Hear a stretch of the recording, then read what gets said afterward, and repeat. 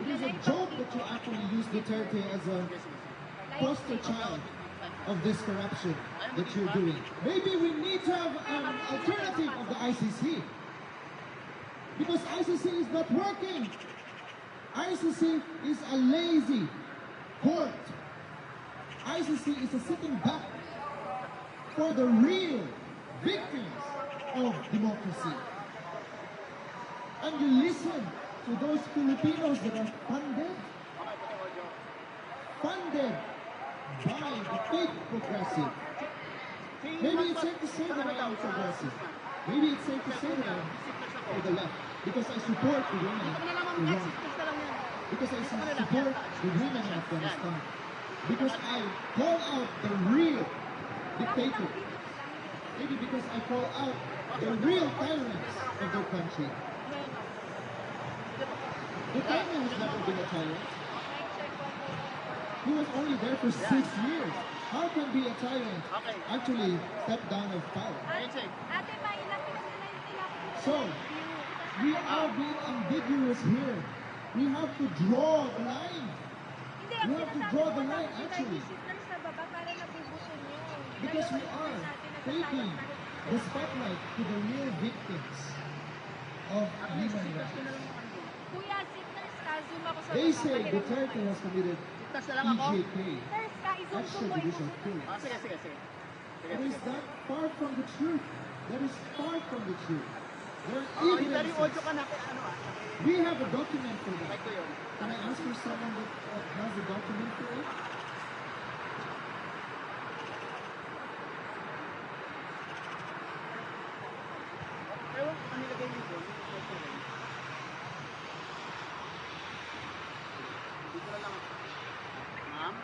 We have evidences that Duterte has never committed EJK, the unheard stories.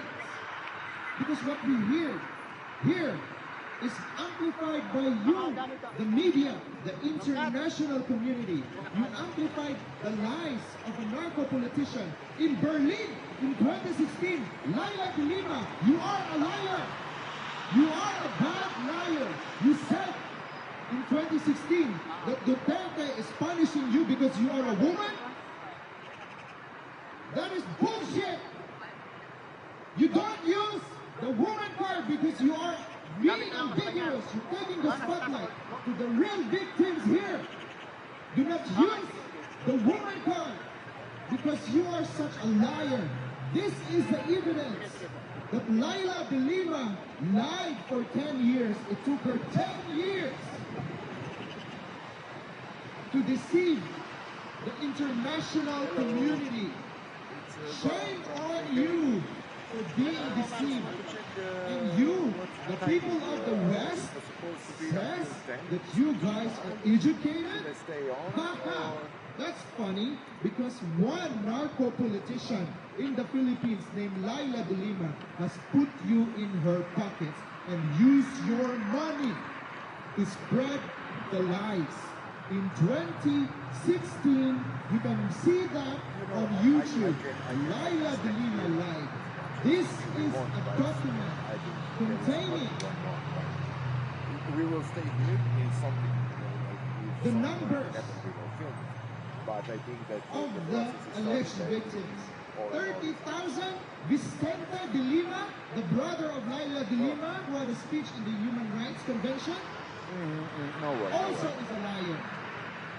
You are taking the rights who are actually the rights of those who are the true victims, especially those who are victimized by drugs, by the narcos, because Philippines is not far from being a narco state with the Duterte has set that. Because the Lima, you are a narco politician. You are being a narco politician. Let me repeat that. So if you, international community, is listening to this message, amplified by the international media, we have a QR code for you to access the real numbers, the real figures, and the real numbers of the alleged victims. Stop the lies! stop the stealing of money, because you are sending money to these NGOs that are amplifying the lies of corrupt politicians. Politicians in the Philippines that has been using your money for their ulterior motives. And this money is being used towards those people who amplify and deceive further the international community. Again, you don't want to see the faces of the Filipinos here? Free the innocent man. Or if you don't want to say, or if you don't want me to say that he is innocent, let the man out of the ICC and bring him to our own country. Our country has a Supreme Court that is working. It is an independent entity in the Philippines. He can be tried there. We are a democratic country. It is a slap to our sovereignty that you take a Filipino from his own country that can actually try him. I'm not saying that I am against for him to be tried. He can be tried by all means, but not here. Why? So you can use his face to ask for money from the international community? You're scared that your pockets are being hurt because you ask money from the Europeans, from America? Europe, America, the West, we are already poor enough. Why are we giving money to these narco politicians? We pay our tax. We give money to these institutions, and yet it is being used by narco politicians. It is a slap into our own faces here, especially to those NGOs that are being deceived by the bad actors in their speeches in the Human Rights Convention. I was in the Human Rights Convention, and I've seen the real faces of the victims. Victims of tyrants and dictators. Victims from Vietnam. Victims from Afghanistan.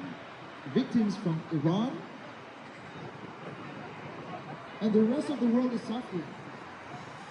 A guy from Zimbabwe ran twice, but there's the president there who sat 2 terms. He lost 2 terms because that's a real tyrant sitting in the office. Sheikh Hasina murdered 1,400 students in Bangladesh. Bangladesh is a signatory of this fucking court. Where is Sheikh Hasina? She murdered 1,400. But Sheikh Hasina is not being in this court and in this prison. She's not even tried. Where is Netanyahu? Netanyahu has murdered a lot of people in Gaza. We saw what happened in Gaza Strip. Where is Netanyahu? And now, the international community shouts for Maduro. We support Maduro now? Maduro is a dictator. But you say, oh, international community should have, we should have been supporting the sovereignty of Venezuela. No, that's bullshit. If you are for sovereignty, then why do you let Duterte be in his prison? 82% of his countrymen support him. And yet you can say, oh, sovereignty for Venezuela. Because Venezuela is a sovereign country. We should respect the international law. But we cannot support Filipinos that is in support of Duterte. Let us not be two-faced here. I plead the international community, and I ask you, international media, to please show, not only here, but to the world, what a crazy world it is. but we are now actually supporting the real tyrants. Now in UN, you put someone that actually persecutes women in Iran as the person to actually say that about the human rights. It's crazy. And we believe the likes of Dilima. We believe the likes of Risa Hontiveros, who has been hated by the fellow countrymen. Just because we use these woke terms, just because we say, I am a woman. We cannot use woman card right now. We cannot use minority card right now. Because, again, it takes away, we take away, Dilima took away this terminologies when she sat there in Berlin in 2016 and say that she is being persecuted by Duterte just because she is a woman.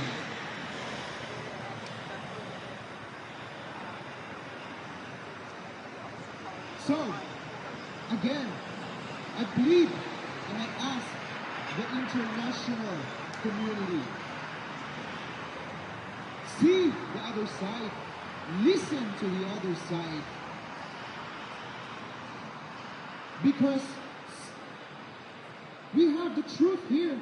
This is the document that you can see, the evidences, the unheard stories. You just don't put some placards of somebody there that says, oh, this person has been murdered by this and that. Because you can also use homicide, and it's also a person that's killed. But that's never been an EJK. That's not extrajudicial killing. There was never a sanction. And in the rules in the Philippines, it's always the one that kills that should be in the jail. And there was no sanction for it. And that is how I end my message. International community, international media, you don't want to see our faces here? Help us fix our country. Because we will not be here if our country is rich. We have a rich country. We just don't have the right leaders to be here because you in the international community chose the bad actors to be your representative into the international court. Thank you.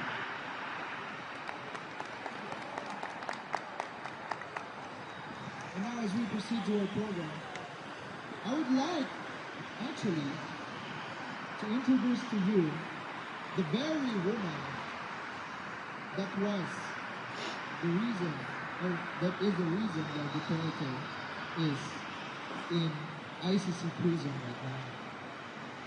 The very woman who lied to their faces.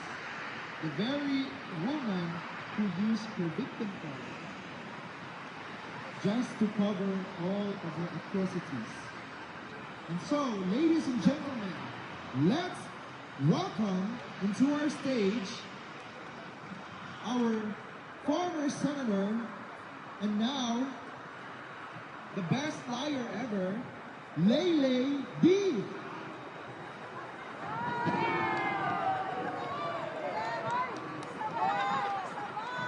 Okay pa ba kayo mga ka-Junel? Junel. Good morning. Good morning. I am Leyley D. I am the reason why Duterte is inside of the ICC.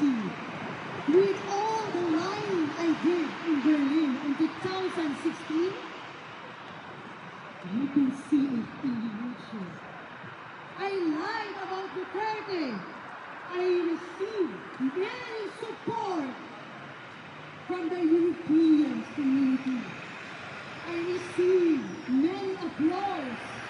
My case as a drug-peddling narco-politician has not yet pursued because I'm using my victim card. A variety of a victim card. Junel. Oh, Junel.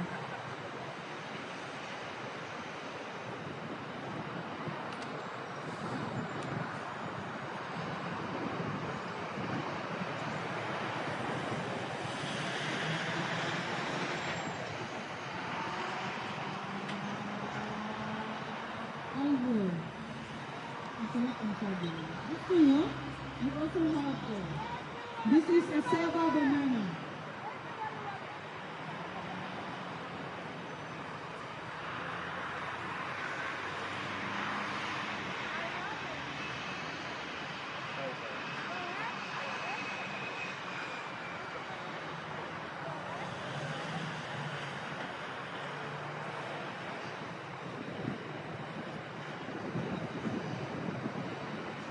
So now we have a leader also from the European congregation that is actually supporting President Rodrigo Roa Duterte.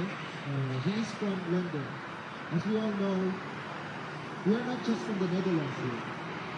We come from all around the world with different tactics that we're working out. There are people as far as from Ireland. There are also people as far as from London that are here today. So I'd like to welcome, and I'd like to ask Sir Amik, we call him Tatay Amik, to speak for us.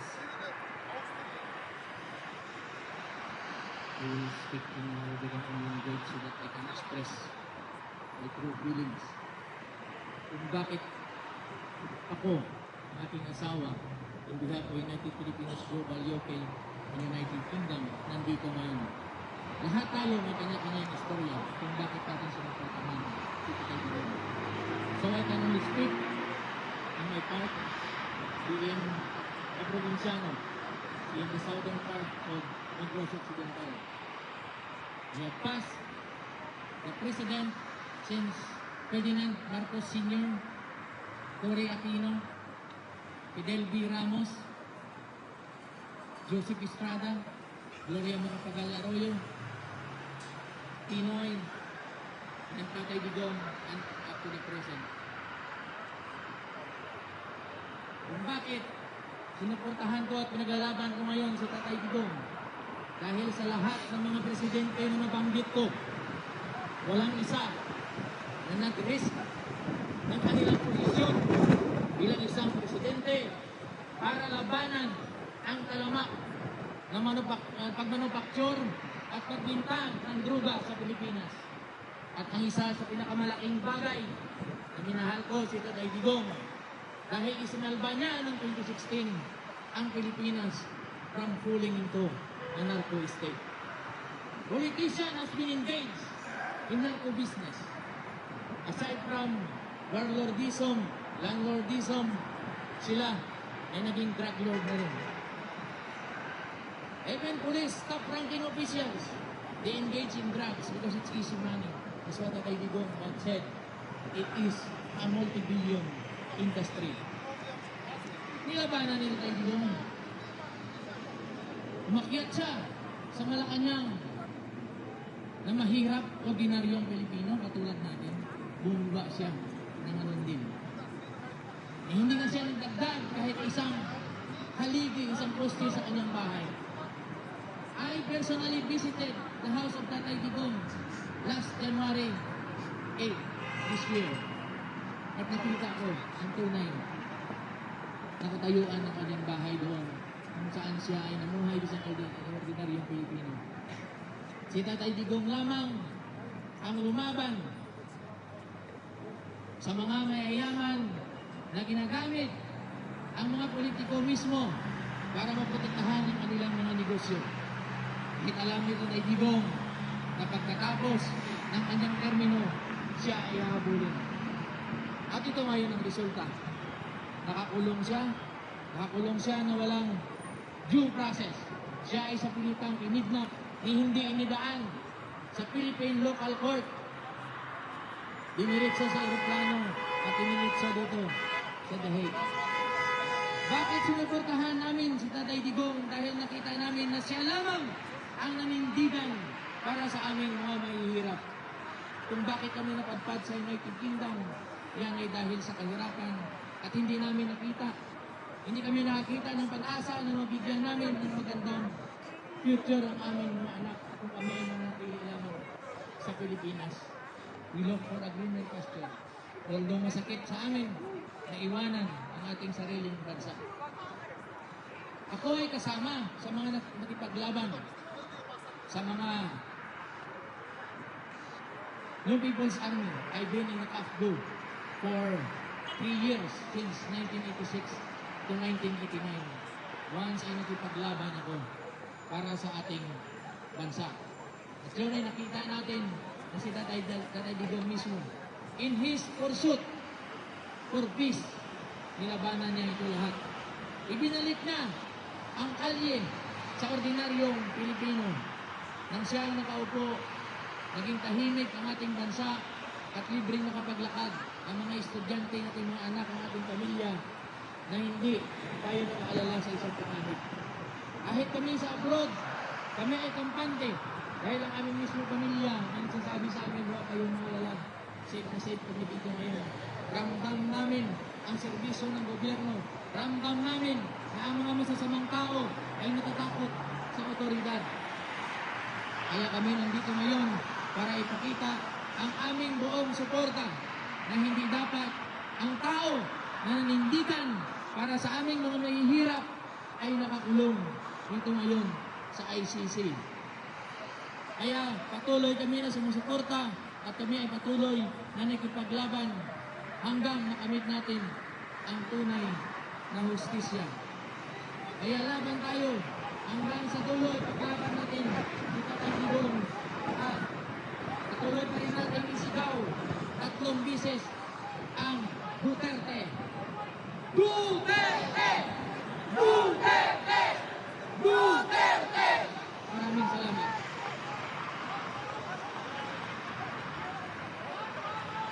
So, thank you so much, Tatay Amit, for your lived experience. We are here in Europe, Filipinos, and we have our own experience. Now, people would ask us, why do you support Duterte? Of course, here comes the ambiguity. We would say, oh, we love Tatay Digong because, yeah, we support Duterte because we love Tatay Digong. Tatay Digong for the international audience. Tatay is a father in Filipino, and Digong is his name. So we call him Father Digong.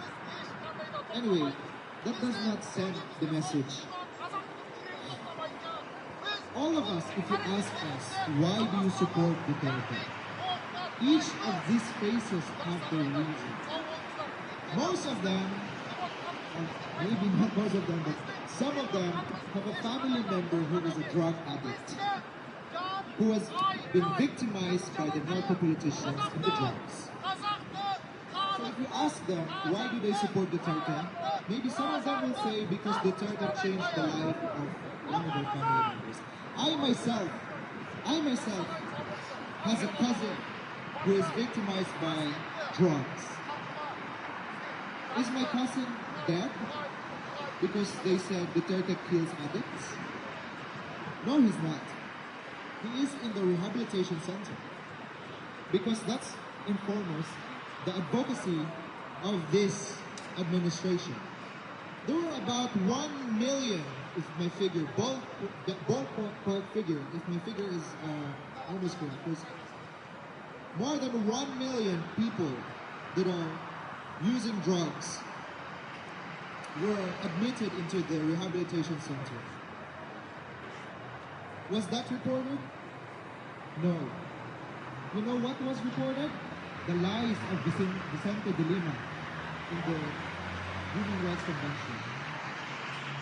His lies of 30,000, and now being reduced to 12, and then reduced to 3,000. Where is the consistency in that? In ICC?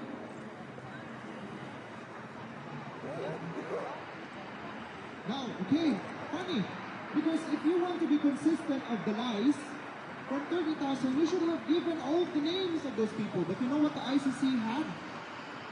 2 audio, 16-minute audio evidences of that. So please, stop with the bullshit, ICC! Stop with the bullshit, ICC! Stop with the bullshit, ICC! Stop with the bullshit, ICC! stop with the bullshit ICC. ICC, do not stand in the way. Do not let money stand in between democracy. Because we all know, ICC, you let money stand in the way of democracy. So shame on you. Maybe we need to have an alternative ICC that would actually put the real victims in the prison. Huh? Maybe that's what we need. So that the money of the European people and the Filipino people will go to the right agencies. Because we're just being coyed by this Congo report. It's been so long. Really? How much do we have to pay for the lawyers? How much do we have to pay for the court military? We're just being fooled by this lavish institution. High up there in their glass tower, lying to all of us. So ICC, stop the bullshit. And now I would like to welcome Alvin for our next speech. Mga kababayan, maraming salamat sa pagpunta niyo dito. Alam ko naman, mayroong mga taong galing pa sa Spanya, galing sa UK, galing Germany, the Netherlands, lalong-lalo na sa mga kababayan natin, galing pa talaga sa Davao, pumunta dito. Mga Pilipino, nandito kayo lahat.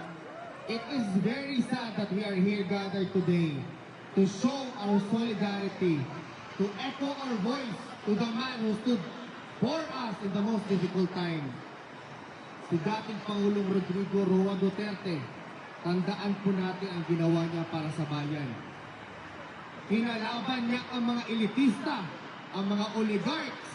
Kinalaban niya ang kriminalidad at droga na maraming taong namatay sa proseso. Ako po, isa sa milyong-milyong Pilipinong naniniwala na ang ginawa kay dating Pangulong Rodrigo Roa Duterte is a product of political persecution. And they used the ICC to advance their politically motivated agenda in the international scene to make the Philippines look like that we are a laughingstock, that we can no longer determine what we want to do to our country. Let us not forget that we are a free, loving individual. Our forefathers did not die in vain for the liberty and the freedom that we are supposed to enjoy. And yet here we are today. We are judged, the person who embodies a very good character of loving the Filipinos and the Philippines, incarcerated without a verdict, without a charge confirmed by the court. That itself is subjecting us to a mere discretion of a foreign power. Mga kababayan, we are not a member state of the ICC anymore. And that is a fact. Let us not forget that. Meron tayong sariling utak, meron tayong sariling justice system.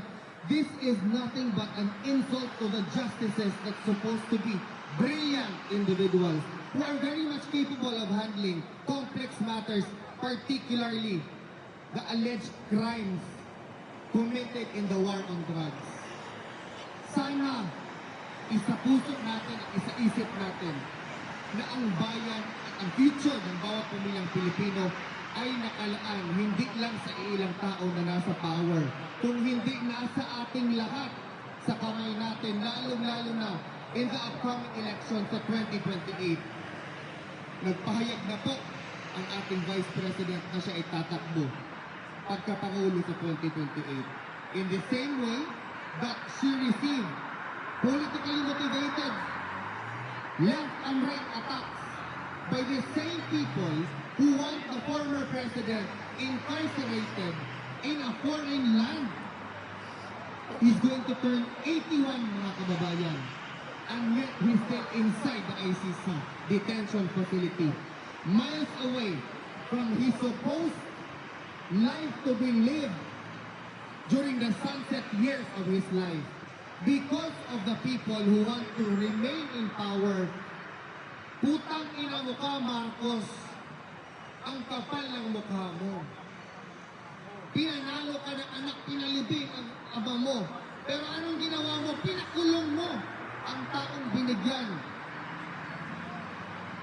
ang pangalan ng mga Marcos ng opportunity to redeem yourself, but there's nothing to redeem anymore. You buried yourself far deeper in the grounds we're supposed to be. Let us not forget that we Filipinos are free. We're supposed to be free. Let us not shackle our lives in the discretion of an international power. Let's continue to speak up. Let's be present. Let's challenge existing narratives. Let us challenge power.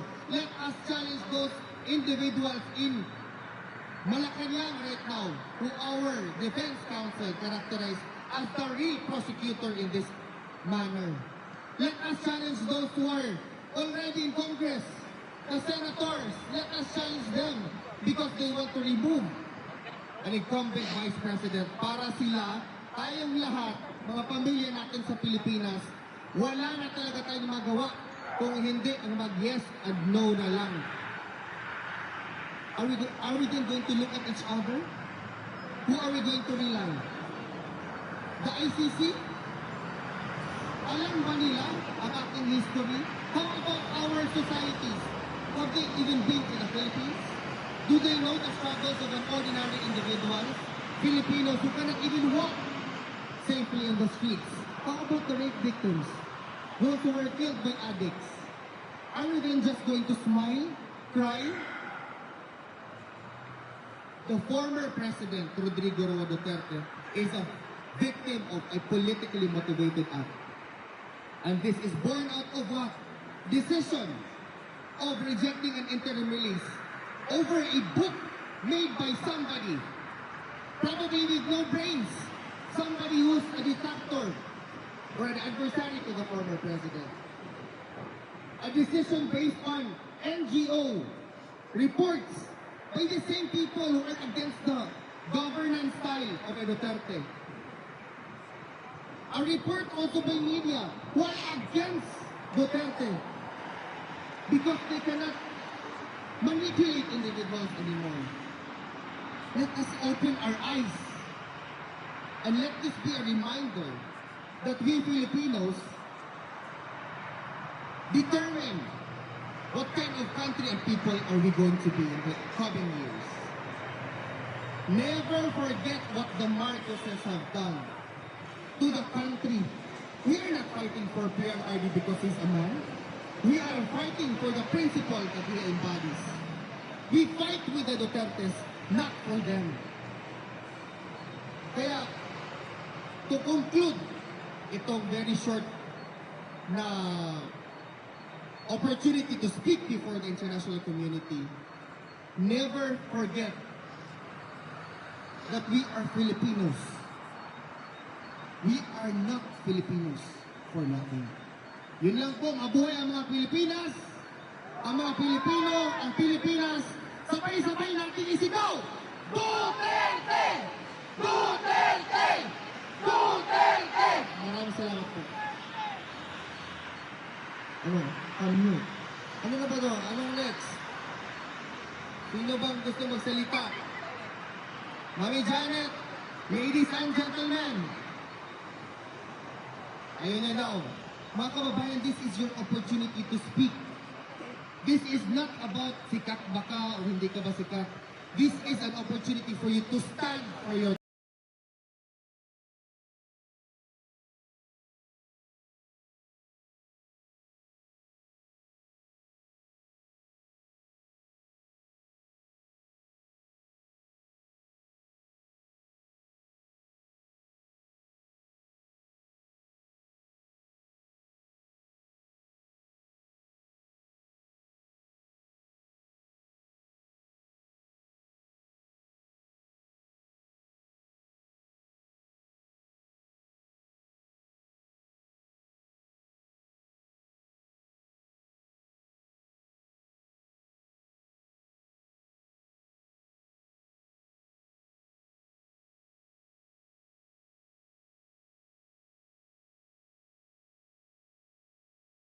team members that I received before the hearing is correct.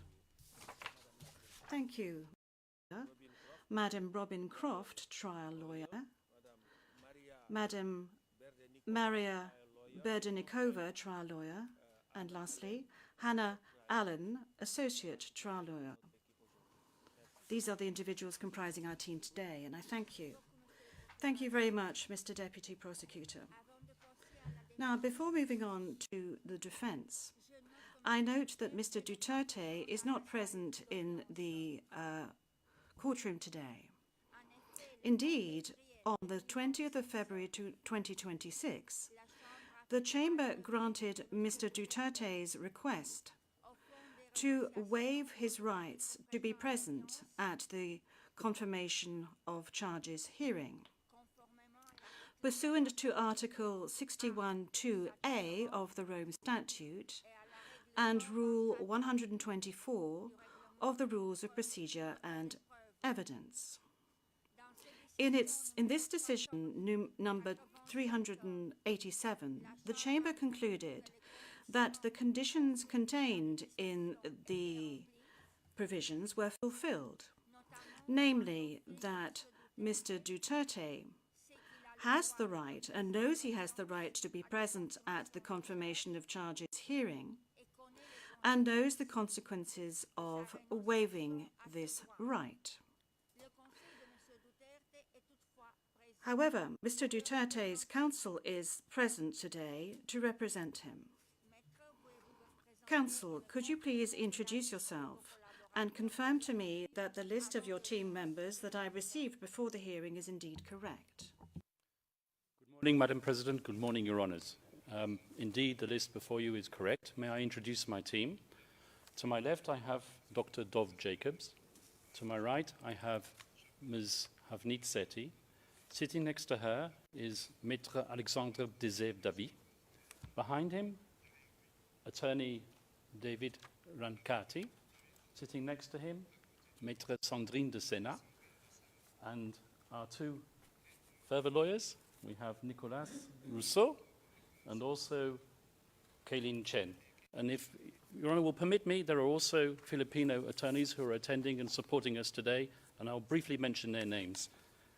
Maître Salvador Mediadea, who Your Honours are familiar with from the initial appearance.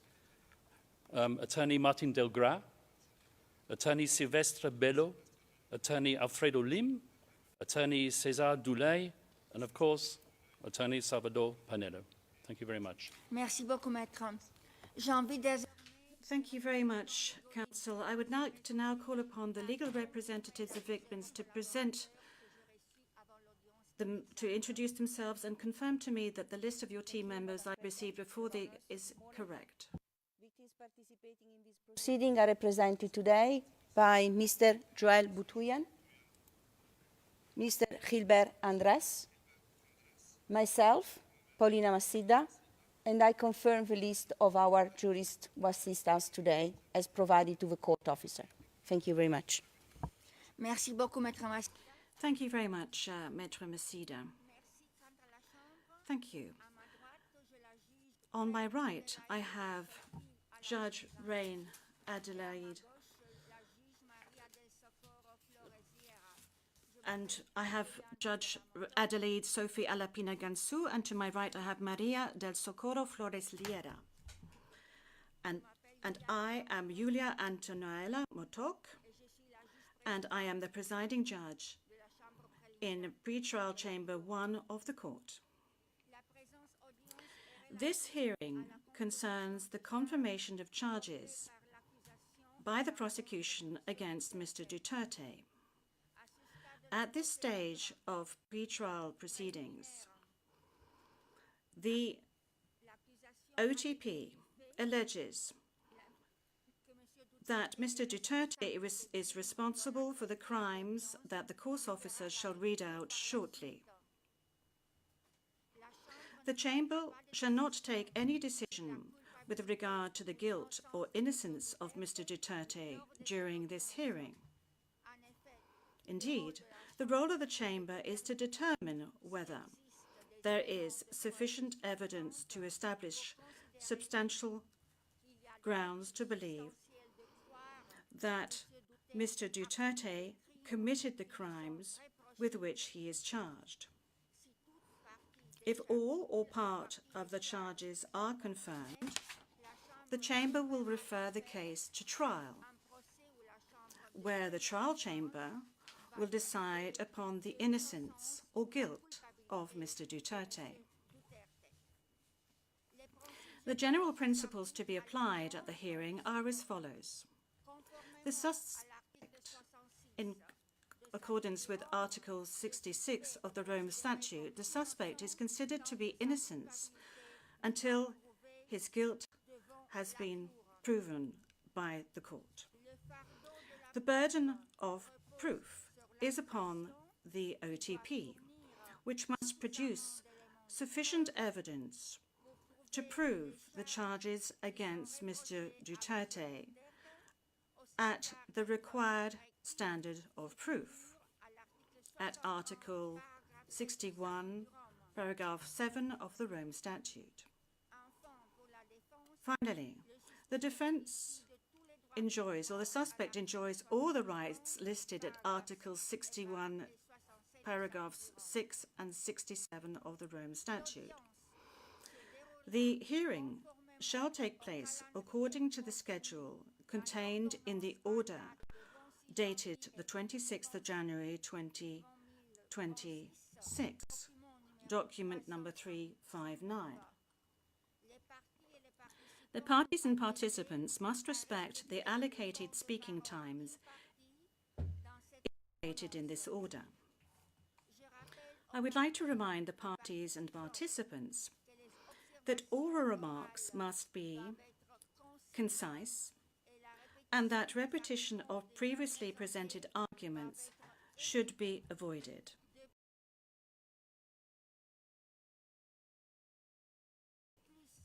In addition,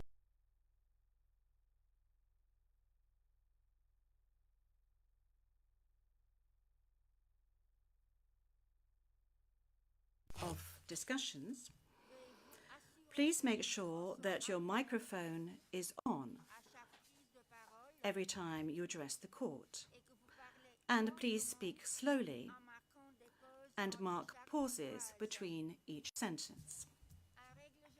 Generally speaking, the hearing will be held in open session, and parties and participants will refrain from mentioning the names of victims and witnesses. They will only refer to them by their pseudonym or their code. In order to avoid the disclosure of any confidential information, notably with regard to witnesses and victims, the parties and participants will clearly indicate whether their submissions can be presented in public or whether they deem it necessary to move into private session, notably when referring to items of evidence. The parties and participants will clearly indicate when it is no longer necessary to remain in private session. With these rules in place, we can now move to the reading of the charges in its shortened form, indicating the charges against Mr. Duterte. The full version is available publicly on the internet site of the court. The defense has not raised any objections in this regard. I would like to remind the public that the charges that shall be read out in a few seconds comprise allegations raised by the Office of the Prosecutor that the Chamber shall decide, that shall analyze in order to decide whether the evidence presented by the Office of the Prosecutor is sufficient in order for these charges to be confirmed. Madam Courtroom Officer, would you please read the charges?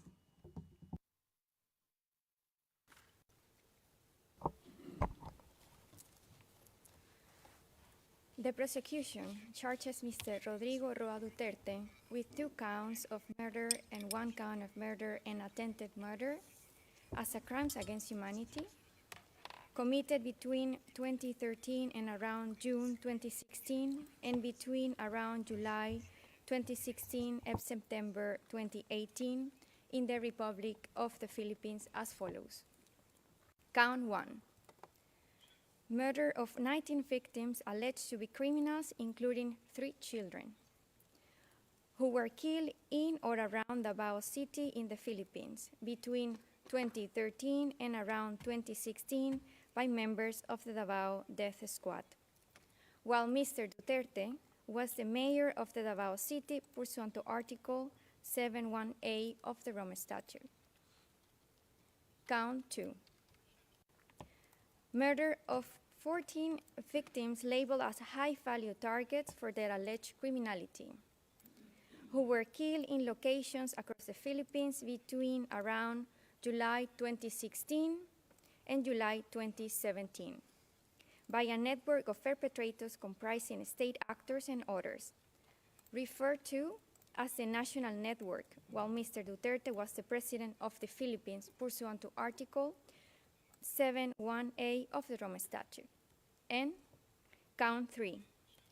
Murder and attempted murder of 45 victims, comprising 43 murders and 2 attempted murders of persons alleged to be criminals, including 3 children who were targeted in barangay clearance operations in locations across the Philippines between around July 2016 and September 2018 by members of the National Network, while Mr. Duterte was the president of the Philippines pursuant to Articles 71A and 25(3)(f in respect of the attempted murder of the Rome Statute.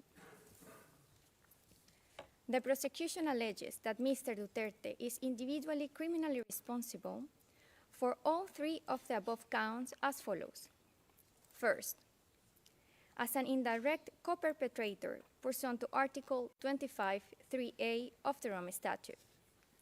At least between 1st November 2011 and 16 March 2019, Mr. Duterte and his co-perpetrators shared a common plan to neutralize alleged criminals in the Philippines, including individuals perceived or alleged to be associated with drug use, sale, or production, through violent crimes including murder. Mr. Duterte and his co-perpetrators implemented this common plan through the hierarchically organized structures of the Davao City Police, Police and Davao Death Squad, and then the National Network. Within the framework of the common plan, Mr. Duterte made essential contributions to the crimes in counts 1 to 3 by A. Designing and disseminating the police to neutralize alleged criminals, both in his role as a mayor of the Davao City and also during his presidential campaign and as a president, including by endorsing the anti-illegal drugs campaign Double Barrel. B. Establishing and overseeing the DDS. C. Instructing and authorizing violent acts, including murder, to be committed against alleged criminals, including alleged drug dealers and users. D. Providing personnel and other necessary logistic resources, such as weapons, including those to be used in the execution of the crimes. E. Appointing key personnel to positions which were crucial to the execution of the crimes. F. Offering financial incentives and promotions to police officers and hitmen to kill alleged criminals. G. Creating and maintaining a system in which perpetrators knew they would be protected, including through promises of immunity and shielding perpetrators from investigation and prosecutions. H. Making public statements authorizing, condoning, and encouraging killings of alleged criminals, both as a mayor of the Davao City and as a president of the Philippines. I, authorizing state actors to take part in the anti-drugs campaign and temporarily revoking such authorization, including to placate public outcry. J, publicly naming individuals and holding up charts from lists of alleged criminals, including so-called high-value targets, some of whom were subsequently killed.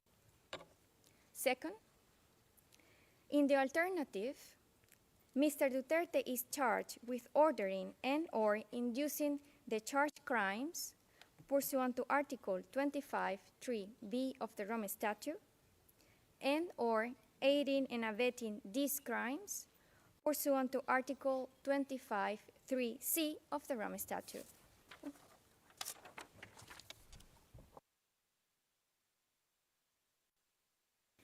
Merci, Madame la greffière. Thank you, Madam Courtroom Officer.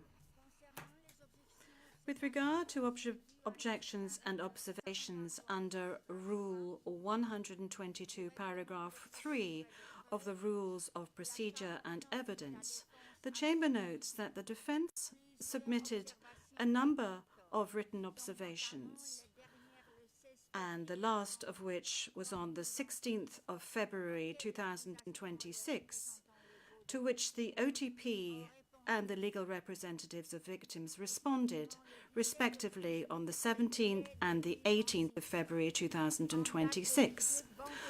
On the 20th of February 2026, the Chamber dismissed, in its public decision, the defence's objections.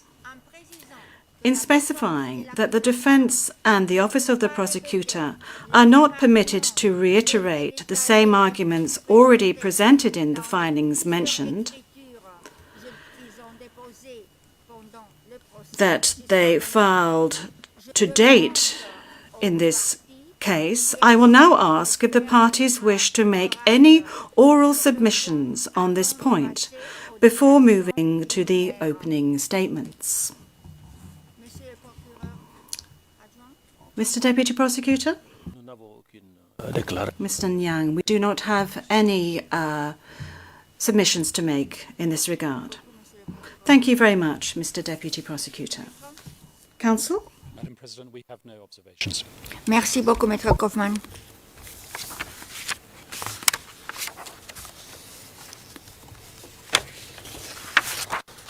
Donc, on peut maintenant passer à la phase. So we can now move on to stage 2, namely the opening statements, and I hand over to the Office of the Prosecutor. Mr. Deputy Prosecutor, please. Madam President, honorable member of the bench, all those following these proceedings inside the courtroom and outside, and especially those in the Philippines. Today marks an important day for international justice for the people of the Philippines, for the victims, and for this court. The commencement of the confirmation hearing against Mr. Rodrigo Roa Duterte is a reminder of the court's unwavering commitment to its mission to investigate and prosecute individuals for the most serious crimes of concern to the international community and to bring justice to the thousands of victims of the mass crimes and atrocities perpetrated in the Philippines. It is also a reminder that those in power are not above the law. Your Honors, over the course of the next 20 minutes or so, I will provide an overview of the evidence in this case that demonstrates that Mr. Duterte is responsible for the charged crimes. And my team will then develop aspects of this evidence in more details. This case before you today,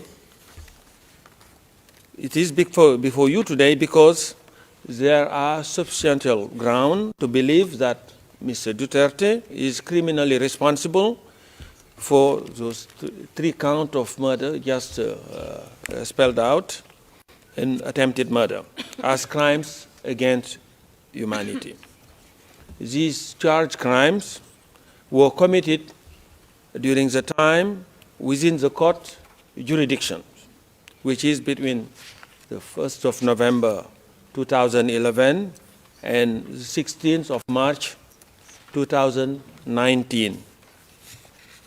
At first, they were committed in and around Davao City, where Mr. Duterte was a mayor, and then expanded across the rest of the Philippines when he became president. Mr. Duterte is charged with 49 incidents of murder and attempted murder of 78 victims, including children. These murders and attempted murders were part of a widespread and systematic attack that overall resulted in the killings of thousands of civilians across the country during the relevant time frame. Thus, the charged incidents are merely a fraction of the overall criminality that resulted from Mr. Duterte's so-called war on drugs. What is Mr. Duterte's core contribution? Your Honors, Mr. Duterte played a pivotal role in the commission of the charged crimes. His contribution was essential, as he was at the very heart of the common plan to use his words, to neutralize alleged criminals in the Philippines, including through murders. The victim included individuals associated with or perceived to be associated with drugs. One of the first things Mr. Duterte did when he became the mayor of Davao back in 1988 was to create the infamous Davao Death Squad, otherwise known as DDS. As you will have seen from the prosecution pre-confirmation brief, Mr. Duterte personally instructed Death Squad members that their mission was to kill criminals and suspected criminals, including drug users and dealers, also referred to as drug pushers. The death squads carried out this mission well into the charge period through 2011 to 2016, perpetrating the crimes charged in count 1. Your Honors, Mr. Duterte's criminal plan and his intent were no secret. He not only shared them with his co-perpetrators and members of the death squad, but also made them abundantly clear to the general public in the numerous public statements that he made time and again.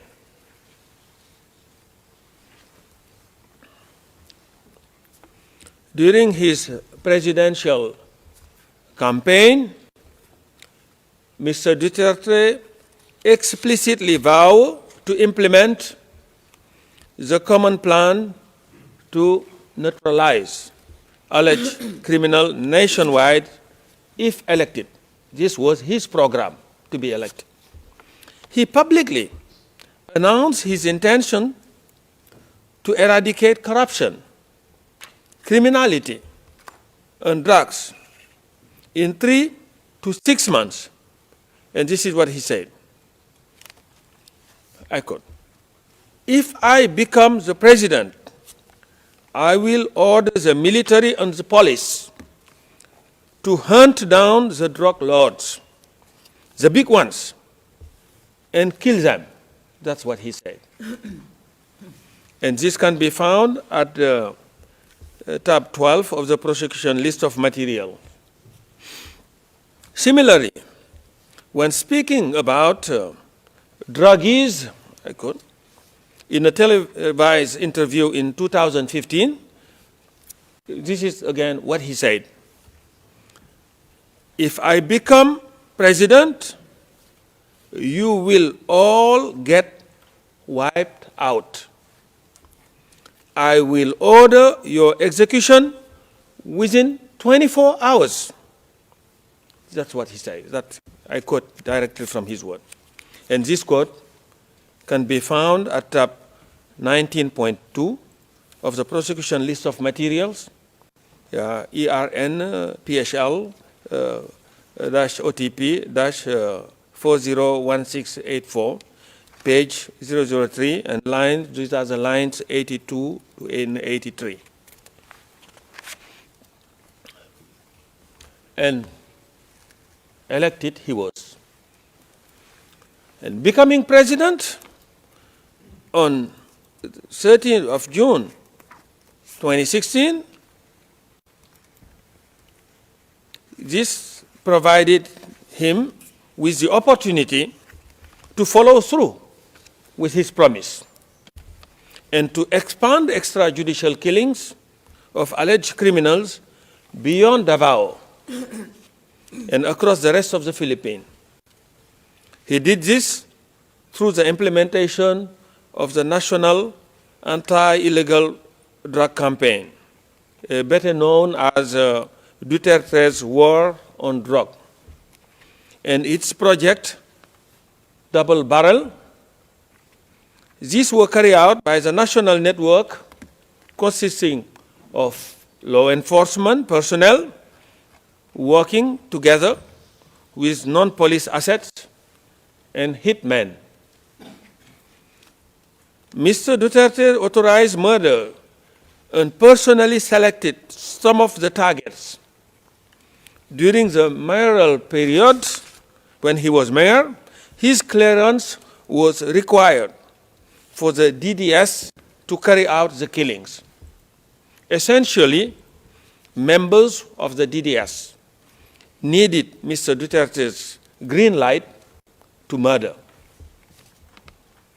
And during the presidential period, Mr. Duterte has continued to personally identify some of the targets, including by publicly naming those he claimed were involved in illegal drug trade or in other forms of criminality.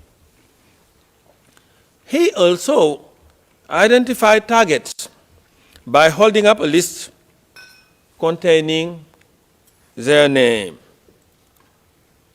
And if you are on the list, you will be killed. And this was a word of one prosecution witness. And this evidence can be found at tab 54 of the prosecution list of materials, ERN PHL OTP 00015-486, page 0009, and the relevant lines are 260 to 261. Mr. Duterte provided moral and financial support to the direct perpetrators as well. In a 12 December 2016 speech, Mr. Duterte admitted that he used to ride around Davao on a motorcycle looking for trouble, so he could kill. And he said, and this again his own word I'm quoting here, In Davao, I used to do it personally, just to show the guy that if I can do it, why can't you? And these are his own words. And this quote can be found at tab 16.1 of the prosecution list of material, ERN PHL-OTP-000015547 at 0002 lines 7 and 8. And the evidence show that Mr. Duterte's Davao City Mayor office provided some member of the DDS with a regular salary. Financial rewards were also given to direct perpetrators in the form of cash per head of killing. And at a press conference in 2013, Mr. Duterte stated that shoot to kill orders and reward are, and I quote him, are legitimate tools of government to fight lawlessness. This is his own word. And if he surrendered to me or his carcass dead, then I double the price. And again, yeah, and that was what he boasted. This quote can be found at tab 17.2 of the prosecution list of materials, PHL-OTP-000094932 at 0002, and the relevant lines are lines 7 to 11. Deaths of drug personalities killed in anti-drug operation were endorsed by Mr. Duterte's administration and listed as official accomplishment in public reporting. Your Honors, as you will have seen from our confirmation brief, Mr. Duterte also provided the direct perpetrators with weapons, ammunition, and logistical support to facilitate the commission of the charged crime. And he also had control, wide control over those crimes. And let me now turn specifically to that control. As mayor of Davao and later as president of the Philippines, Mr. Duterte wielded ultimate influence and authority over the physical perpetrators of the crimes. As mayor, Mr. Duterte was chief executive of the Davao city government, with responsibility for exercising general supervision and control over all its activities. He had formal operational supervision and control over National Police Unit in Davao. As creator and head of the DDS, he also had de facto control over the death squad's members. When Mr. Duterte became president on the 30th of June 2016, he sat at the very apex of the political power structure in the Philippines. He became the head of state, head of government, and commander-in-chief of all armed forces of the Philippines. He also became the leader of the country's police forces. This level of authority allowed him to wield de jure and de facto control over those implementing the common plan nationwide. Mr. Duterte's control over the crime is also apparent from his ability to interrupt their commission when he so chooses. And as outlined in our reconfirmation brief, he successfully suspended police anti-illegal drug operation on 2 occasions following public outcries in response to particularly notorious killings. On both occasions, the number of reported killings dropped significantly during the suspension, showcasing his control. So when he asks people to act, they act.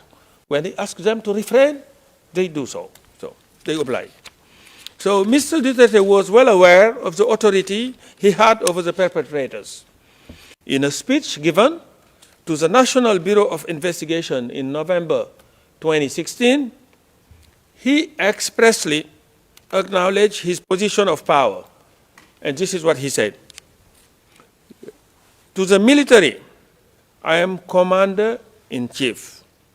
On the civilian side, I am the chief executive of the government. And when talking about the police, this is what he said.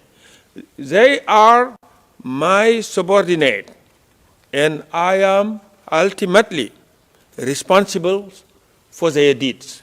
And these are quotations, and they can be found at tab 131.2 of our prosecution list of materials at ERN PHL-OTP-00095679, page 0004, and the relevant lines are from 131 to 134.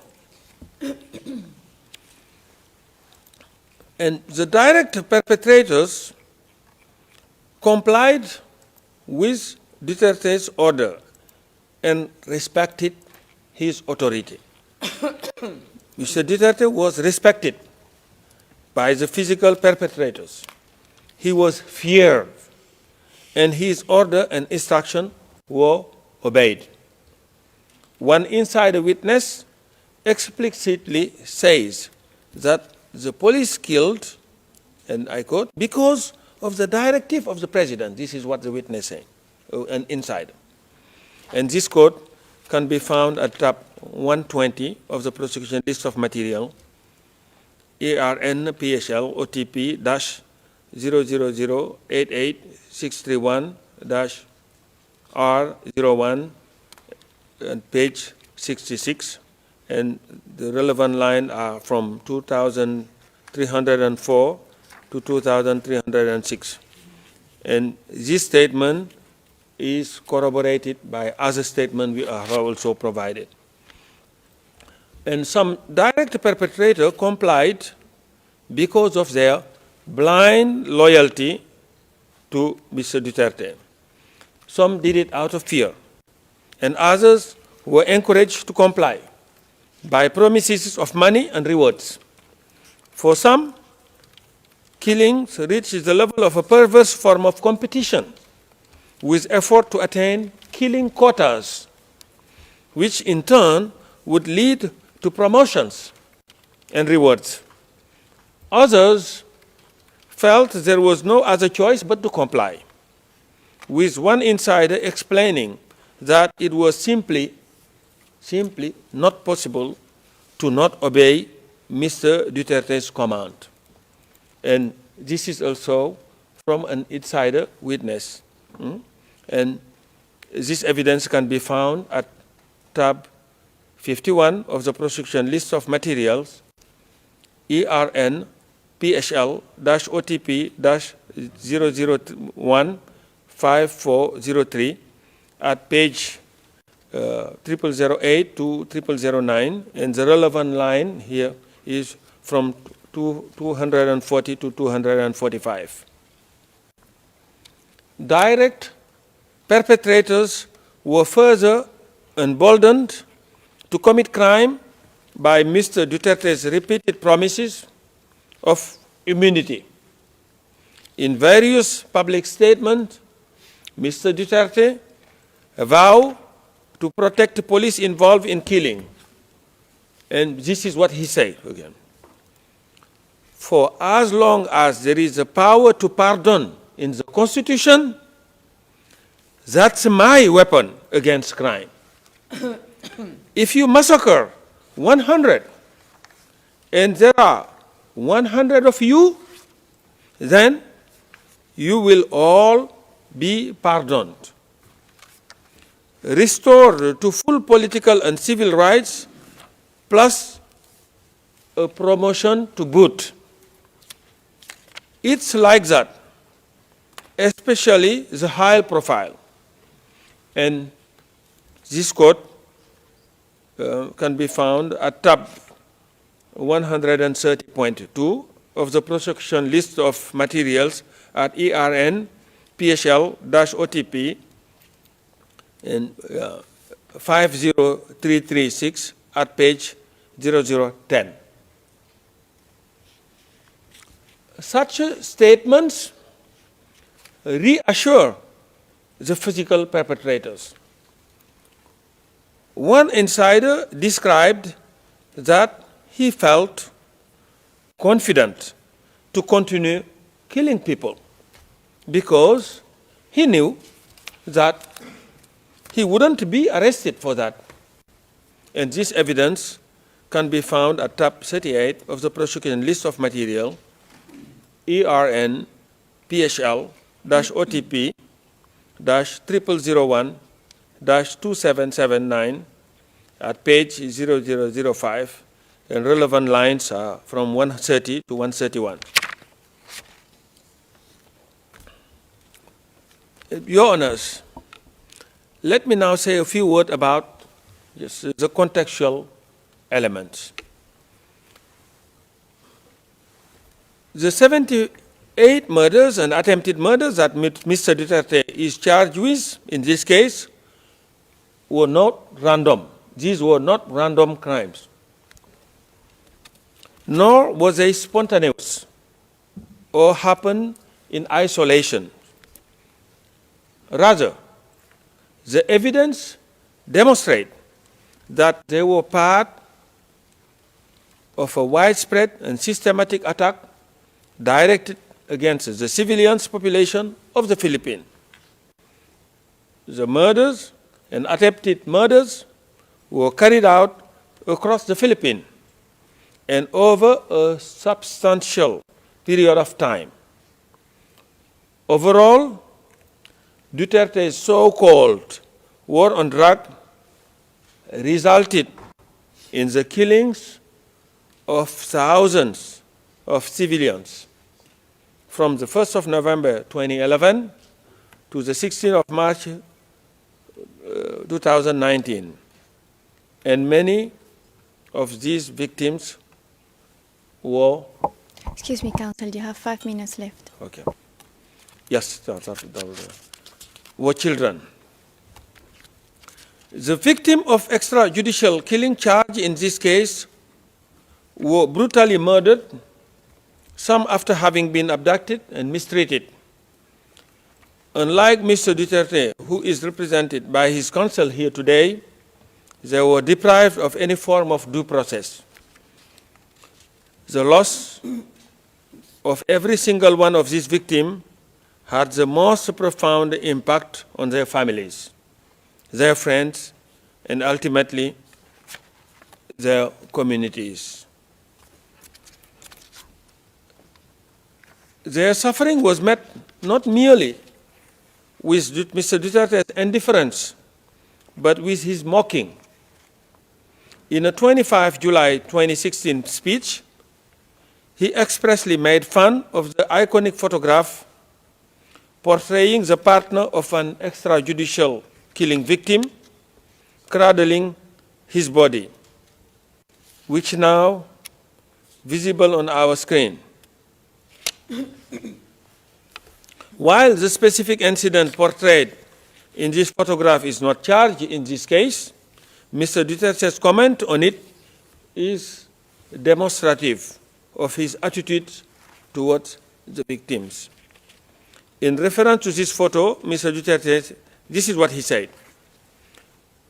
Those of you who are still sober, those who haven't tried illegal drugs, if you don't want to die or get hurt, don't rely on the priest, including human rights advocate.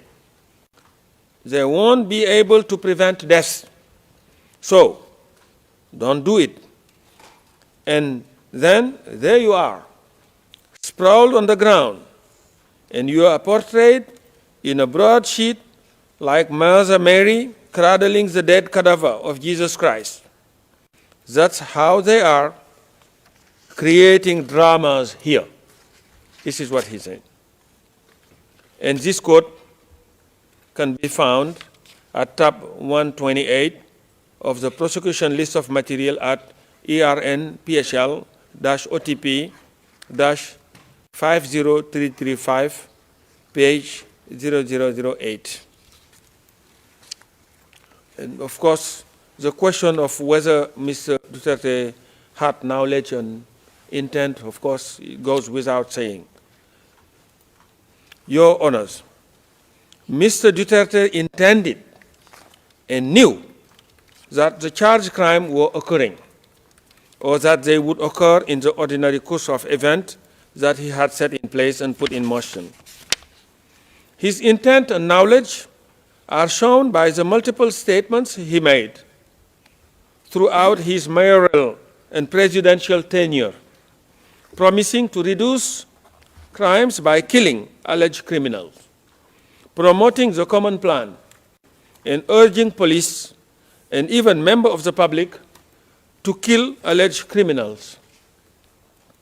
As detailed in the prosecution pre-confirmation brief, and as Your Honor will hear in the course of my team's presentation, Mr. Duterte also made statements directly acknowledging allegation of extrajudicial killings by his subordinates and issued a written order showing he knew about the crimes they committed.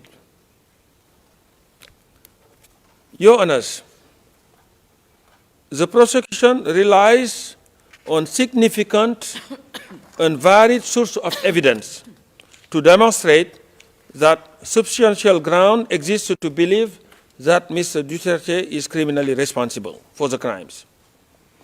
This evidence includes multiple witness statements, including insider witnesses. It includes many speeches of Mr. Duterte himself, as well as the statement of his co-perpetrators. It also includes orders and other documents signed by himself. The prosecution further relies on official government documents, including material from the Philippine National Police. It relies on drug watch lists, on audio and video material, as well as on forensic and financial evidence. Your Honors, during the prosecution's subsequent presentation, my colleague will elaborate on some of these core evidence in more detail. Mr. Nichols will give a presentation on Mr. Duterte's background, followed by an overview of the evidence demonstrating his responsibility for the crime charged in count 1. This will be followed by the presentation of Mr. Jeremy behind me, who will speak about the evidence demonstrating Mr. Duterte's responsibility as President for the crime charged in count 2 and 3. And Ms. Croft, on my left, will then elaborate on the contextual element of crime against humanity and the mode of liability through which Mr. Duterte is responsible for the crimes alleged in this case. And to conclude, Madam President, Your Honor, while this court cannot reunite victims with their loved one, it can help reveal the truth about what happened to them and bring a sense of justice to the victim. The charges before you today are serious, and the evidence submitted require their confirmation. And Mr. Duterte must be held to account, and this case should be confirmed for trial. I thank you very much. Merci beaucoup, Monsieur. Thank you very much, Mr. Deputy Prosecutor.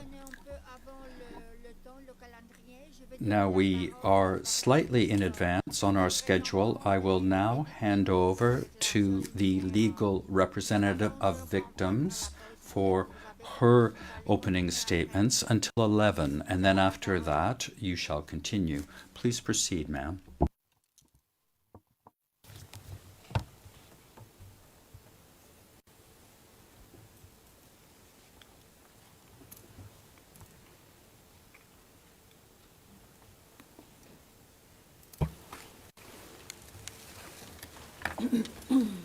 Madam President, Your Honors, by way of an opening statement, we convey the views and concerns of the 497 victims authorized to participate in these proceedings.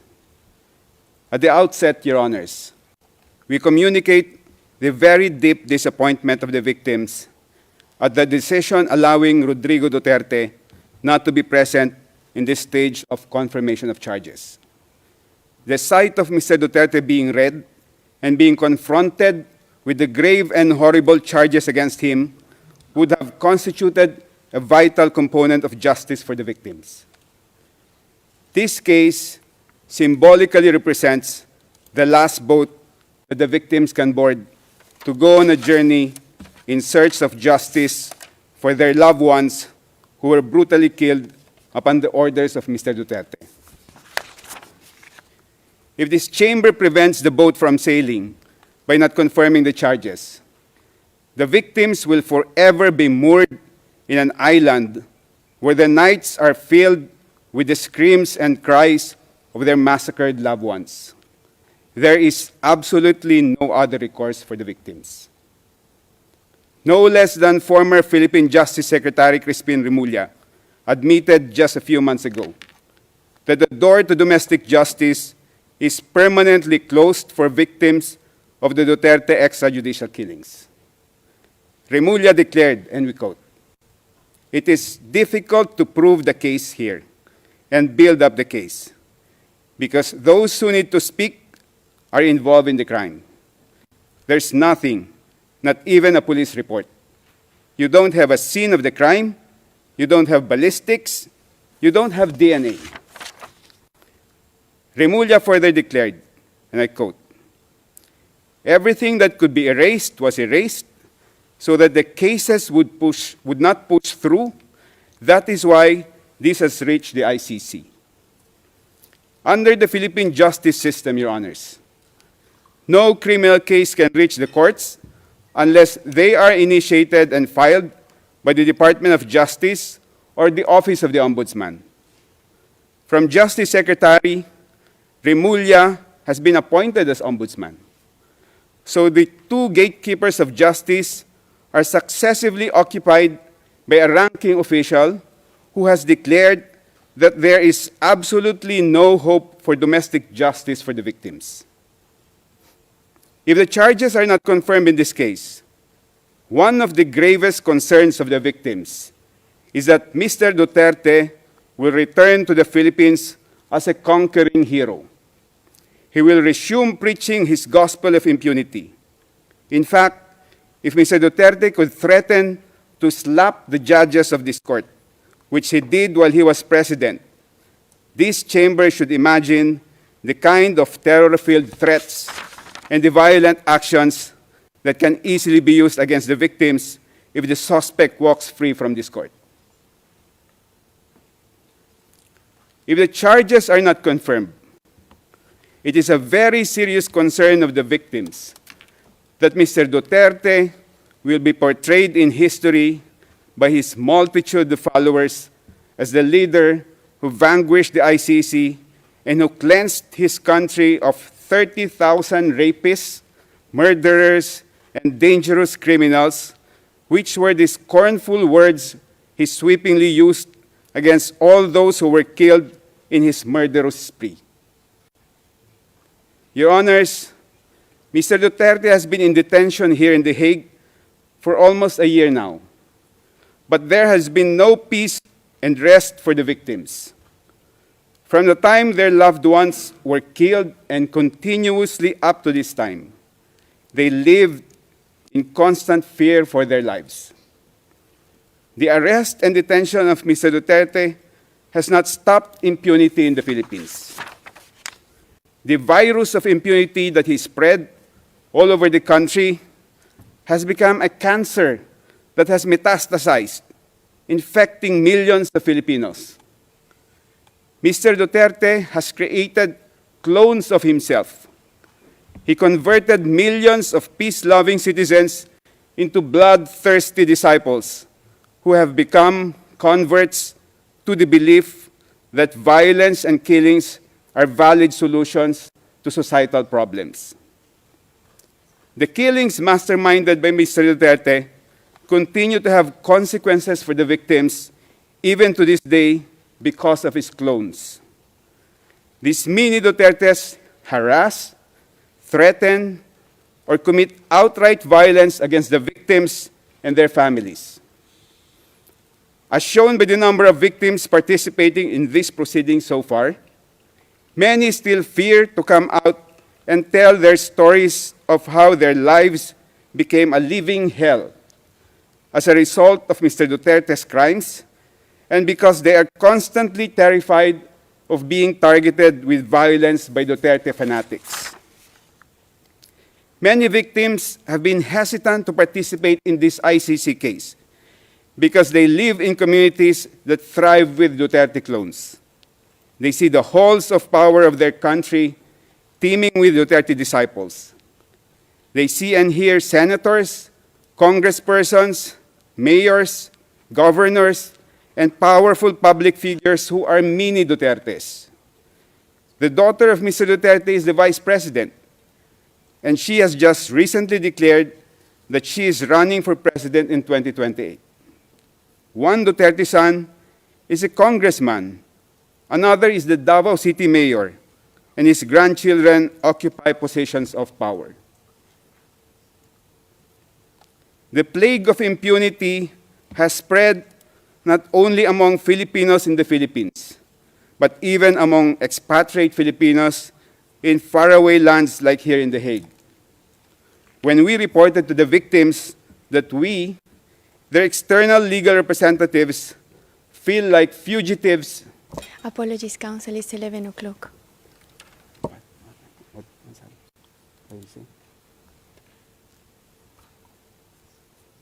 When we reported to the victims that we, their external legal representatives, feel like fugitives who avoid our own countrymen here in The Hague,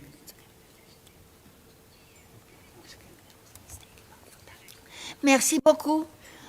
Thank you very much, Council.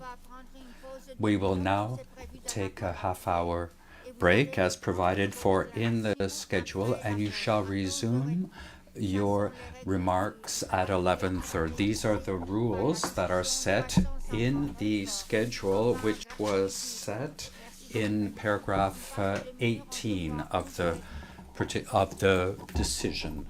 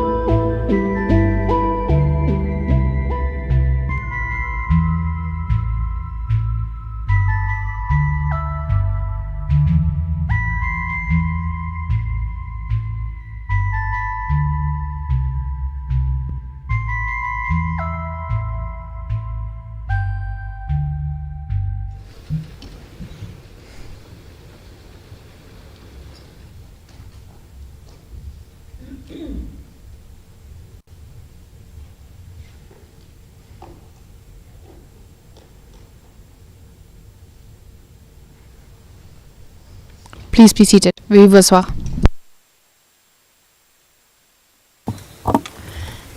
Bonjour. Judge Motog. Hello again. Council, you can continue because we were interrupted by the pause. Over to you, legal representative for victim, please. Thank you, Your Honors.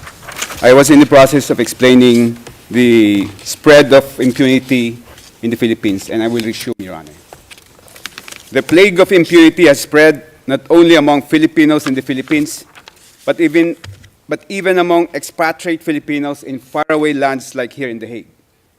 When we reported to the victims that we, their external legal representatives, feel like fugitives who avoid our own countrymen here in The Hague because chances are they are Duterte clones, they expressed their utmost concern that if we, their lawyers, feel threatened by mini Dutertes in a foreign country, we should imagine the far more intense fear they live with every day in their communities teeming with mini Dutertes. The victims also wish to convey that if the judges of this honorable chamber can be subjected to online harassment by Duterte clones, we should imagine the level of vulnerability the victims are exposed to in their poor villages. Your Honors, there is only one solution to stop the impunity propagated by Mr. Duterte from continuing to bring harm and suffering to the victims. And that is for this honorable chamber to confirm the charges so that witnesses can testify and evidence can be presented on the horrible crimes committed by Mr. Duterte. The testimonies and evidence presented will inoculate these mini Dutertes from the virus of impunity that has infected them. When they will see and hear the utter cruelty, the sheer brutality, in other words, the brazen inhumanity of the crimes committed by Mr. Duterte, and the humanity of those whose lives were violently taken, it will rekindle the embers of humanity that still remain in their hearts. Many of these mini Dutertes or Duterte clones are actually victims of massive doses of fake news widely circulated online. They need to be vaccinated with the truth, and the truth vaccine can only come from the testimonies of victims and evidence presented in a trial before this court. Truth is the antidote to the virus of impunity, Your Honors. The victims dread a future where charges are not confirmed in this case. It will mean that the virus of impunity will continue to spread and infect many more. Victims fear that Duterte clones will become an even bigger group that can elect another apostle of impunity as the Philippines' next leader. If that happens, an even more serious condition of impunity can take place in the Philippines, possibly worse than the orgy of violence that happened from 2011 to 2019, and this time there will be no ICC to run to for assistance and help. The victims humbly beseech this honorable chamber to reaffirm the two crucial objectives of the ICC identified in the preamble of the Rome Statute. First, to prosecute and punish the most serious crimes that deeply shock the conscience of humanity. And second, to put an end to impunity and to contribute to the prevention of crimes of unimaginable atrocities. If this chamber confirms the charges, this court will achieve its first objective of prosecuting and, if convicted, punishing Mr. Duterte for the unspeakable crimes he is charged with. But achieving the first objective will not automatically make this court attain its second objective. Merely putting forward the evidence gathered and the theory of liability of the prosecution will not necessarily resolve the second objective. This court should allow victims to testify, and the record of the proceedings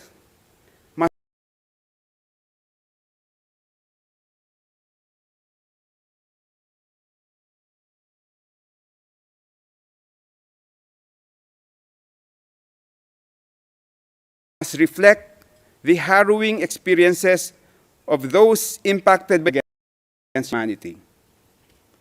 It is the and the brutality.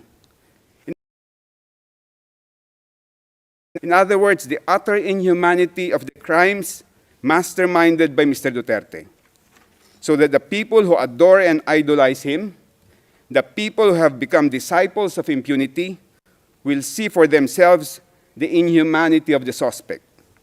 For this to happen, the charges should all be confirmed. The virus of impunity that has spread all over the Philippines is very grave and serious, Your Honors. Imagine a leader like Mr. Duterte, who proudly and publicly proclaimed his aspirations of following the footsteps of Adolf Hitler when he said, quote, "Hitler massacred 3 million Jews. Now there are 3 million drug addicts. I'd be happy to slaughter them," unquote. And yet, he is worshipped by a huge number of Filipinos. In so many countries, you will need to hide your adoration of Hitler. Mr. Duterte flaunted it, and his fanatics are unaffected by it. Mr. Duterte has pronounced so many other horrible declarations meant to promote and encourage impunity, as it will be detailed tomorrow by my colleagues. And yet, he is idolized by a multitude of Filipinos. The defense will claim that he was merely bombastic and acerbic when he made these statements. But if he were merely being pompous and flippant, the people who were killed should be alive and laughing today at his supposed pranks and stunts. Mr. Duterte did not only order the mass killing of people suspected of being drug personalities, Your Honors. He smeared them with accusations of being rapists, murderers, and dangerous criminals. Mr. Duterte imposed an inflexible condemnation that if you are a drug personality, you are automatically a dangerous criminal who has engaged in unimaginable atrocities. The families of those killed did not only suffer the loss of a loved one, their families were even disgraced with being associated with a rapist, murderer, or dangerous criminal. Even after their loved ones were murdered, many families were subjected to deplorable injustices. Instead of gunshot wounds as cause of death in their death certificates, families were shocked to see pneumonia, heart attack, stroke, sepsis, and other false causes of death that were instead written down. Other families were charged substantial amounts, sums the impoverished families could not afford, just to retrieve the bodies of their loved ones from the funeral parlor who were suspected by the families of being in cahoots with the police officers. Some family members were even arrested and imprisoned by police officers on false charges and for the purpose of preventing them from complaining. In one particular incident, Your Honors, a young man and his common-law wife were sleeping in their shanty when men in civilian clothes knocked down the door to their house. The men dragged the wife out of the room. The husband was already surrendering, and he even started to strip naked to show he had no drugs or firearm on his body. He said in the Filipino language, "Sir, malinis po ako, maghuhubad ako, sir." Translation in English, "Sir, I am clean. I will strip naked, sir." Still without mercy, the men shot and killed him. After killing the husband, they arrested the wife and accused her with falsified and non-bailable charges. When the deceased mother and cousin went to the police station to find out what happened to the young man, because they were not in the scene of the crime when it happened, the two were also summarily arrested and charged with fabricated crimes. If the Honorable Chamber confirms the charges in this case, the witnesses and evidence will show that those who were smeared by Mr. Duterte before they were killed, they were inside their houses, sleeping peacefully with their families, eating meals with their loved ones, playing with their children, or hugging their wives. Others were merely walking along the street, having snacks at the roadside eatery, or plying the road, earning a poor man's living. They were all doing ordinary, peaceful, and plain human activities. Confirming the charges will restore the dignity of those who were killed and the honor of their families. The prejudice suffered by the families of those killed did not begin and end with the killings of their loved ones. Each killing set off a chain reaction that is continuously churning out a daily crucible of harm, damage, and loss. By masterminding the mass murder of mere suspects, Mr. Duterte has brought irreparable and endless harm to the families. An overwhelming majority of those killed were the sole breadwinners of poor families. These families were dependent on each day's wage for their daily sustenance. They were hand-to-mouth families. With the death of their breadwinners, the widowed spouses, a majority of whom are women, have had to take on the roles of two parents. On top of taking care of their children and maintaining the household, the widowed spouses now have the additional burden of being breadwinners for their families. Families have been driven to even far more serious destitution, Your Honors. The damage to the children is immeasurable. Their development and upbringing have been permanently compromised. They have been walking through life with one missing parental limb. Losing a parent under very dire economic conditions and under the most violent circumstances results in wounds that will never heal and that will absolutely render them handicapped for life. And then there's the indescribable anguish of parents who lost a child. No parent is supposed to outlive a child. Parents suffer a lifetime of grief when a child dies ahead of them, and the lifetime grief is unimaginably worse when a child dies under the most inhuman circumstances. The crimes masterminded by Mr. Duterte did not only affect individuals but whole communities. Across the Philippines, numerous urban communities of the most impoverished villages were scarred by the violence and abuses wrought by a lawless anti-drug campaign that further worsened the misery and trauma of residents in marginalized communities.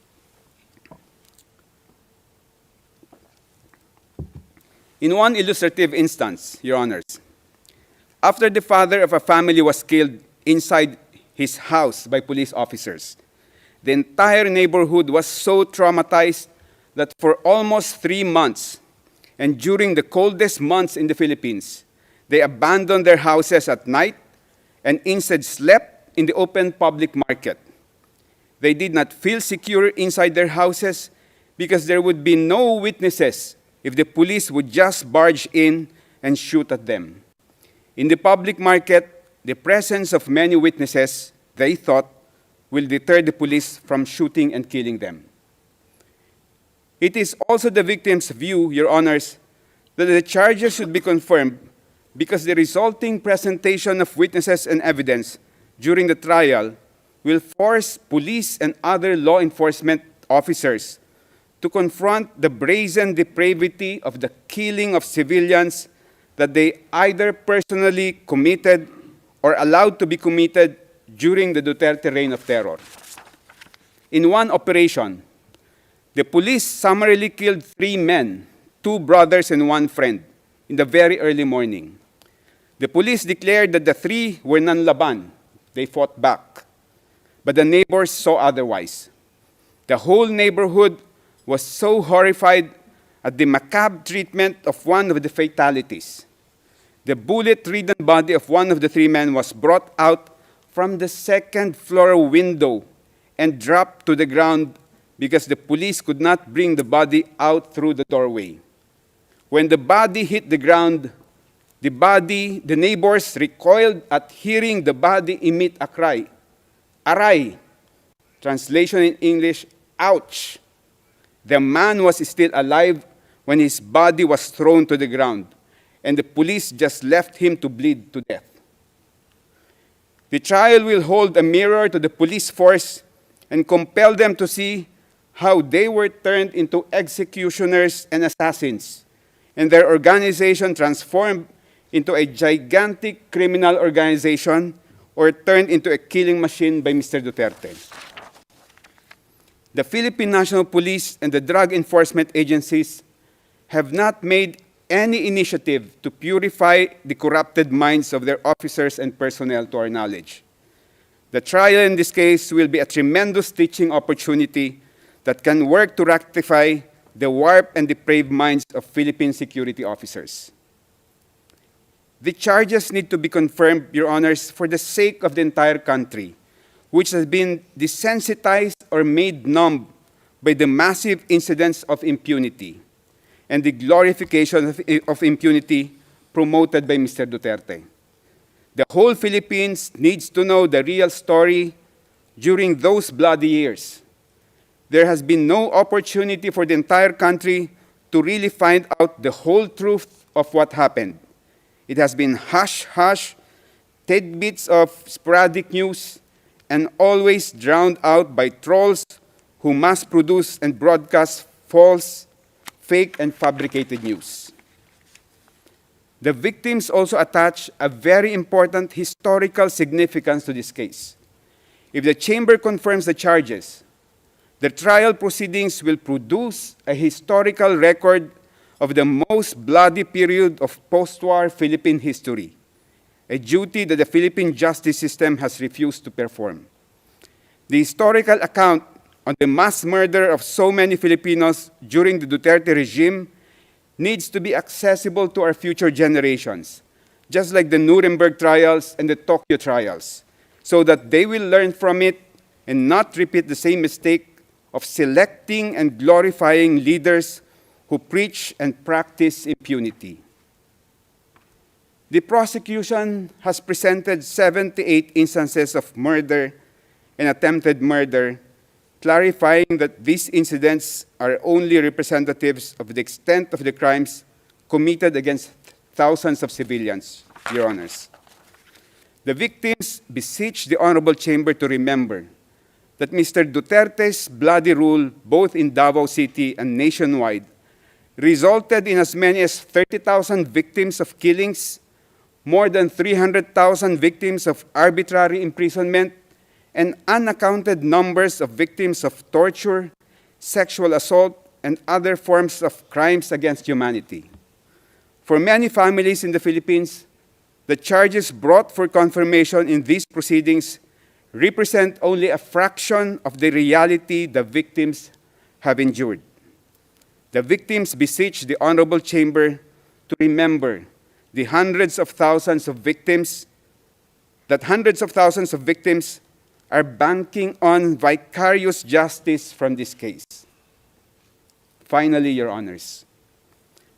Excuse me, Counsel, you have 5 minutes left. Thank you. Finally, Your Honors, the victims wish to humbly underline that what is ultimately at stake in these proceedings is the supreme of all forms of human rights, the right to life.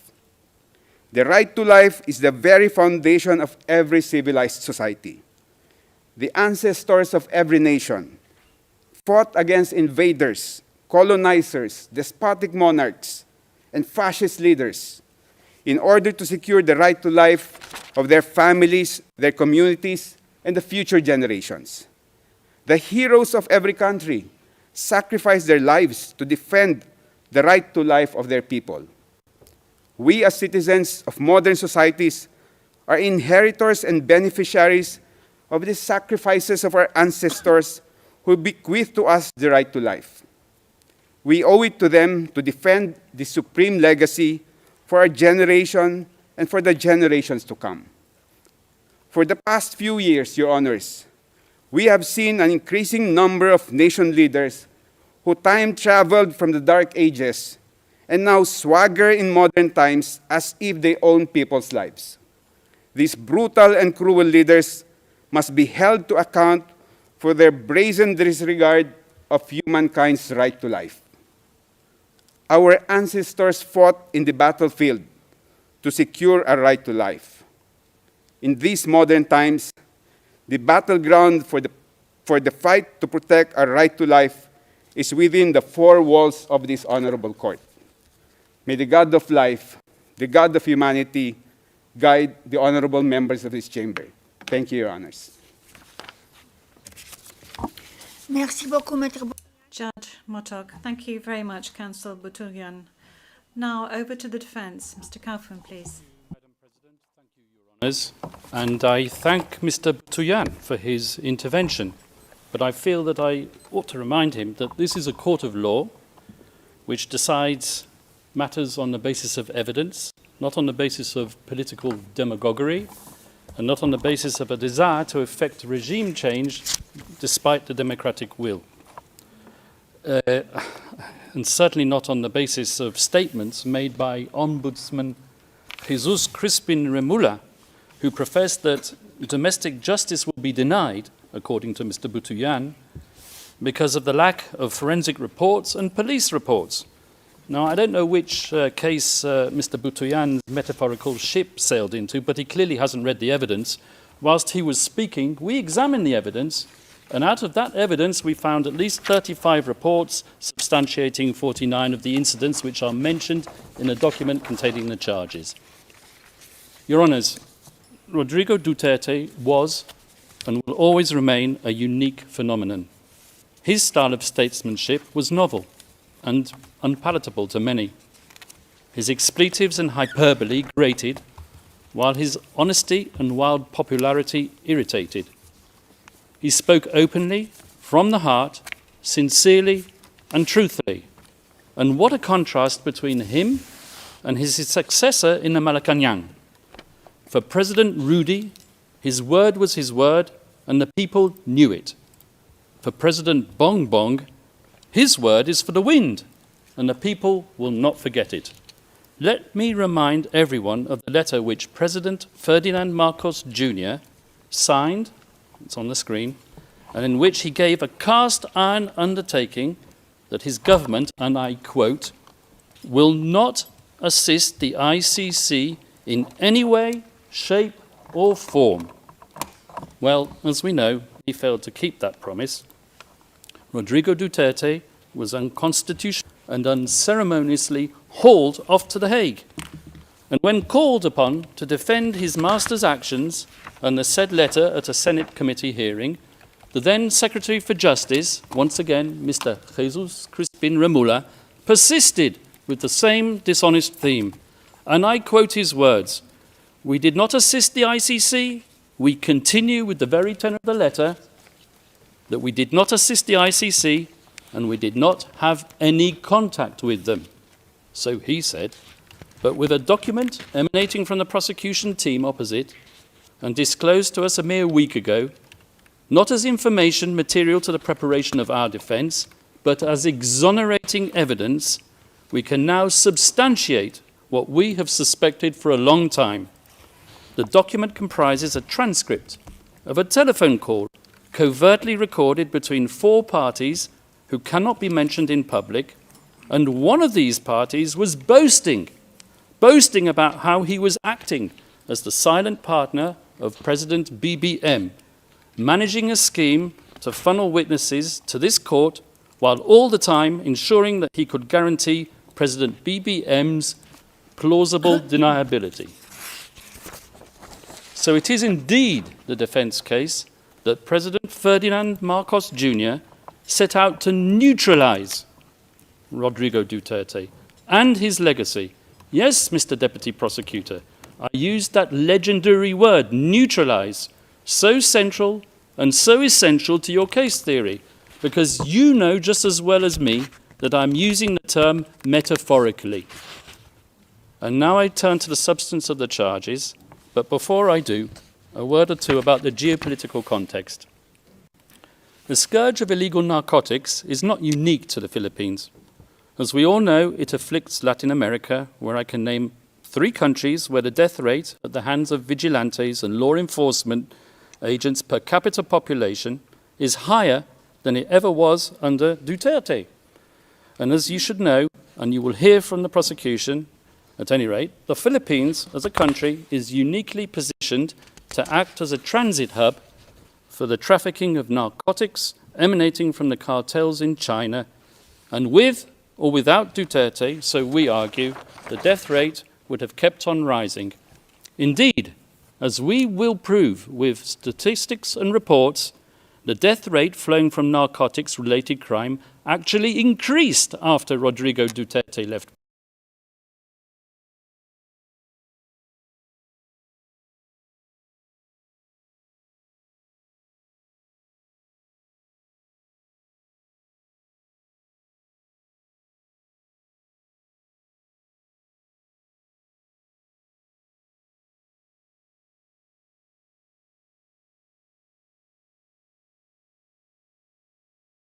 Court being styled that Rodrigo did anything. The totally lawful Duterte campaign against illegal drugs and their suppliers took place when his administration was